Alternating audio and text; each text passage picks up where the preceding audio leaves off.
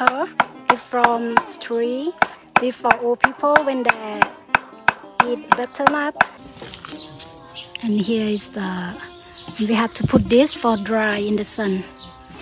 After it dry, then they will put together and eat them. So we're gonna put this for dry in the sun. Maybe take like 3 days to make it like a dry. And then we give to old people. เก่งมากครับช้า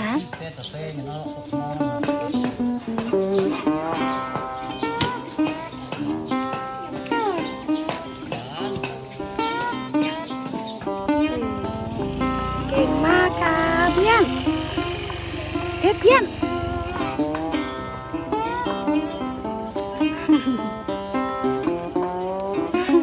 กินแล้วช่วยอะไรนี่เมื่อวานกินแล้วมันช่วยมันแดงแล้วมันก็อร่อยเปลือกไม้เดี๋ยวต้องมากินให้ดูด้วยนะอย่างนี้เราเดี๋ยวจะมาทำให้ดูเดี๋ยวจะโพสต์ลงให้ชาวโลกเขารู้เลยกินได้ไปดู So here when you stay in a local place they have the car that's selling everything every day they come like this แต่วันขายกับข้าว and this one that sell pumpkin and this 10 baht per kilo is very cheap and also you can exchange with rice yeah if they sell 10 baht per kilo or exchange with rice very nice they grow this themselves they grow this for themselves in the farm and then they sell it yeah here the chicken so when you live in a local place you don't have to go to Tesco Lotus or shopping place or they will come here a bit more expensive but you know it's good for people who don't have a car to go out so they can buy from them. So what we're feeding the pigs now is a mix of ram, they love it, absolutely love it, mixed with a pig food. This is number 2 for the piglets, but this is about 500 baht and the ram for a big bag is about 250 baht. So the ram is much cheaper than to just feed them pure pig food, and we're not trying to fatten these pigs up. There's been a couple of comments that the pigs look quite skinny. Well, these pigs, we're not fattening them, we're not trying to overfeed them. They're Vietnamese potbellies. They don't need to be really fat. You fatten them up for eating and butchering. These are for pets. So I think Damo's got rid of most of them now, the babies, going to new homes, and we're just keeping 2 females, Rupert and Apple. I'm training 1 female, Bella, in the office at the moment, in the workshop, and I'm going to be training the next female once the others have gone. So she's in day 3 of training, so she's letting me touch her now. It'll take at least 8 days before we make any real progress. But this is definitely a cheaper option.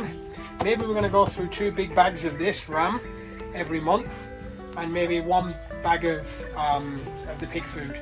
So in total that's about 1,000 baht, a little bit more because we also supplement with white rice, which we cook daily, and food scraps. So that's what our pigs are living off. It's also good because the white rice we can feed to the chickens and the turkeys and the ducks, so they're getting a mixed diet. In fact, they don't even like the chicken food anymore. We feed them azolla and rice. They prefer that. You can buy very cheap rice here, the very tiny little grainy rice that they don't want. It's like throwaway for them. You can buy that for 200 baht a bag, and that feeds the chickens for a month, one bag of that. So the quails will eat chicken food and sometimes white rice. The dogs eat rice, but they also eat fish. I get them, we call pla kapong, fish in the can, which I mix with some normal dog food, biscuits.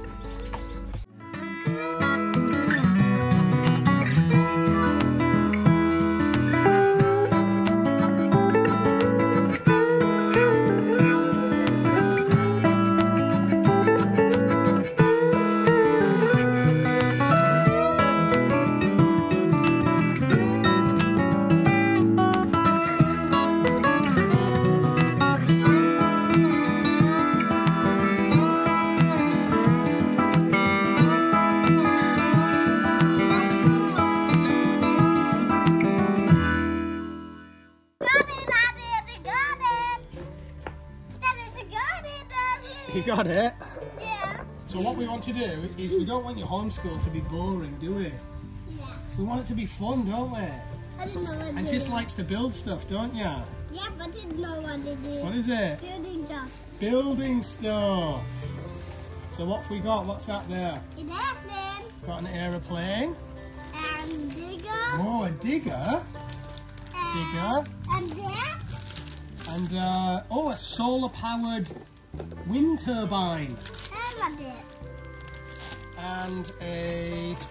And a remote control car. I don't know what this one is. That's a remote control car.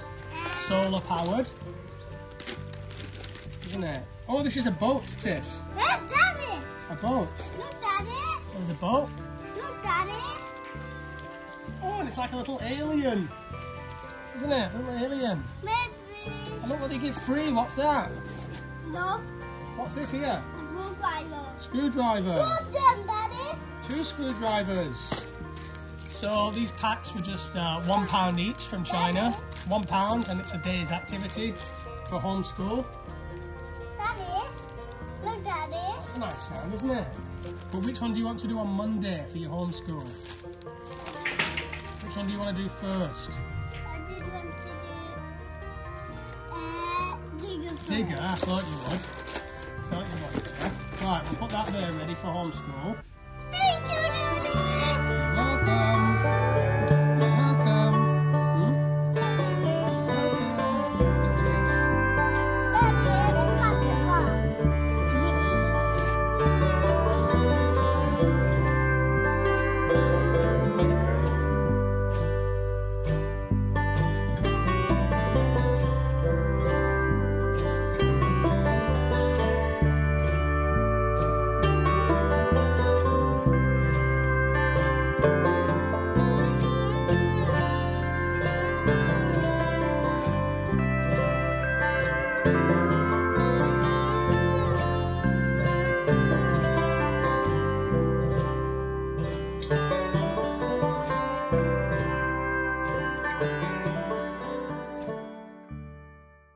I can't tell you guys how happy it makes me when I see the pigs just enjoying something that we built. I know it seems like a little thing, just a little pond, a little body of water.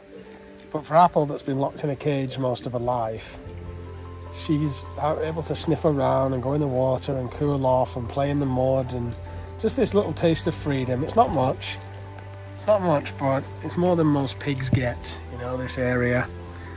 Some outdoor space to just be a pig. To pig out in the mud and to sit in the water. It just makes me really happy that we can do this. Just built them something nice. And we do intend to plant creeper plants all around this, and some banana trees around. Banana tree. And then inside we'll do some different plants and rocks and things like that to make it look nice inside. Right now it's very bare bones.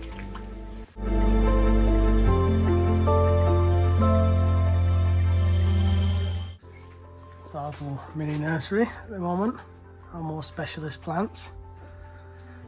And it's the sunset coming in.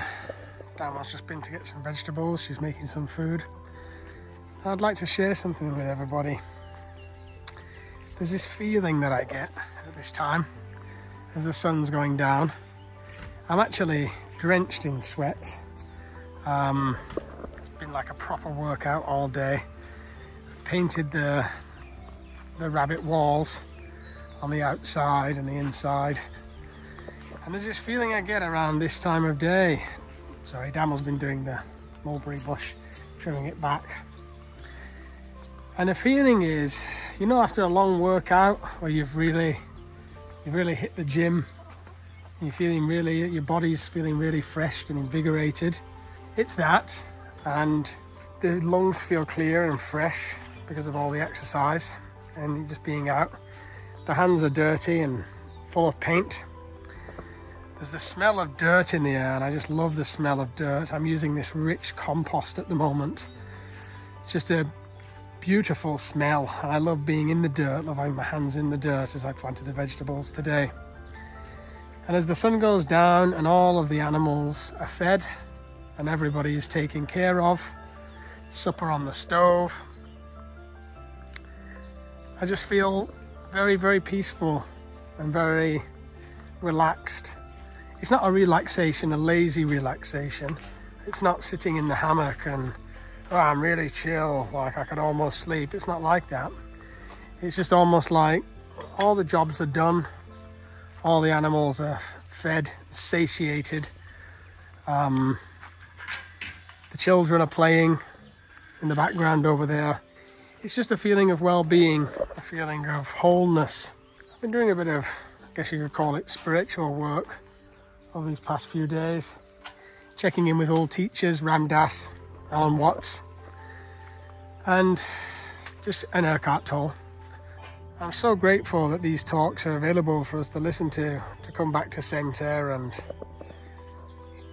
just manifest that gratitude for everything that is, and enjoy in the very simple things, as I was saying, the smell of the dirt, the smell of the grass, hell, the smell of the pig crap, whatever. It's that feeling, and it always comes around sunset.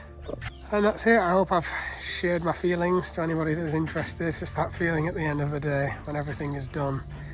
The plants are watered, the vegetables are in. Also just having the food stocked in, rice stocked in, animal food stocked in, all just adds to the feeling of wholeness, calmness, and joy.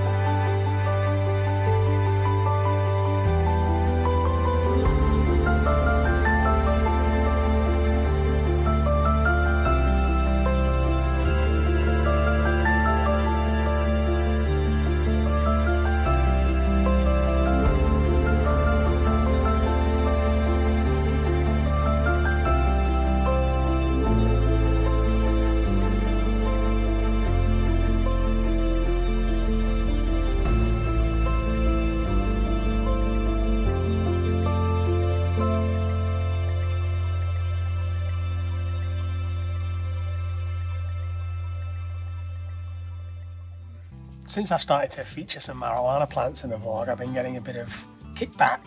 This is CBD, so the THC doesn't do well in these conditions, so I've been advised. THC never agreed with me, but I think that CBD has a lot of medicinal properties, and yeah, I like to teach my children that plants have medicinal properties, but I don't, not at this age. They don't know what those plants are. For all they know, it could be a tomato plant like this one.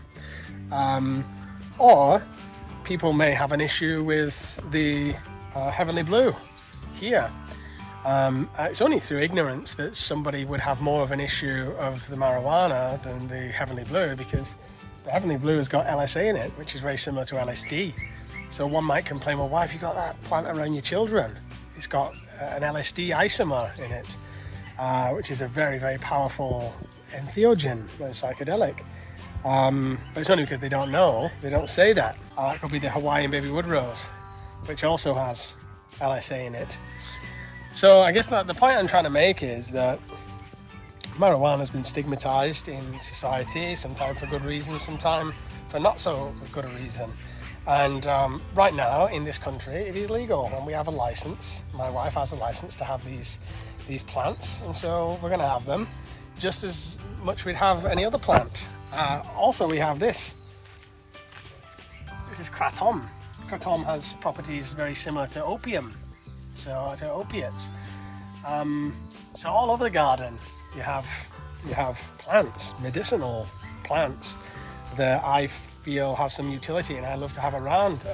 They're almost sacred to me because plants saved my life. Plants provided me a peek under the cover of reality. They provided me a glimpse of, I guess you could say, the universe.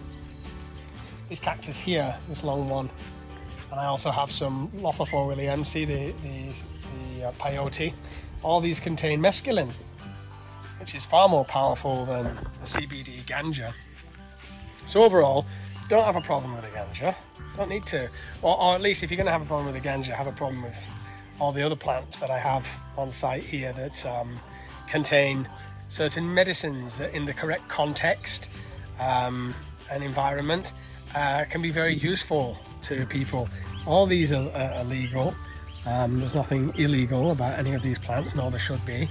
And they're medicinal, and I want my children to go through life knowing these plants, because you guarantee that when they get older, they're going to be going out into Chiang Mai, into Bangkok, and there's lots of weed dispensaries and people getting stoned. They're going to be exposed to these drugs, of course, and I prefer that they have an understanding and an education of the context in which to use them, the context in which they can be used, which I believe is best medicinally. Of course, some people do it recreationally and whatever, who am I to judge?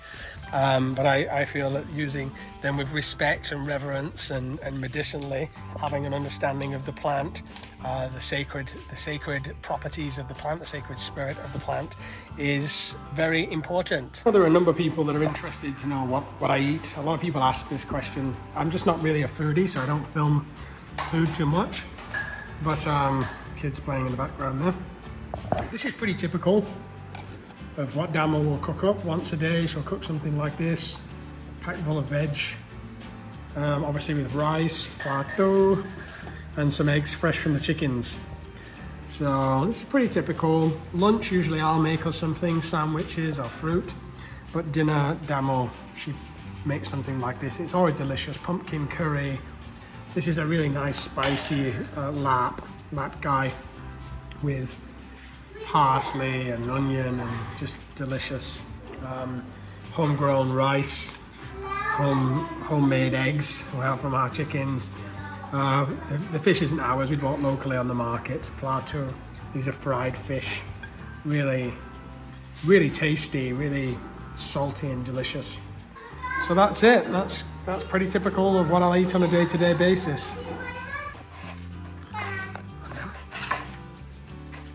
What have you got in your hand?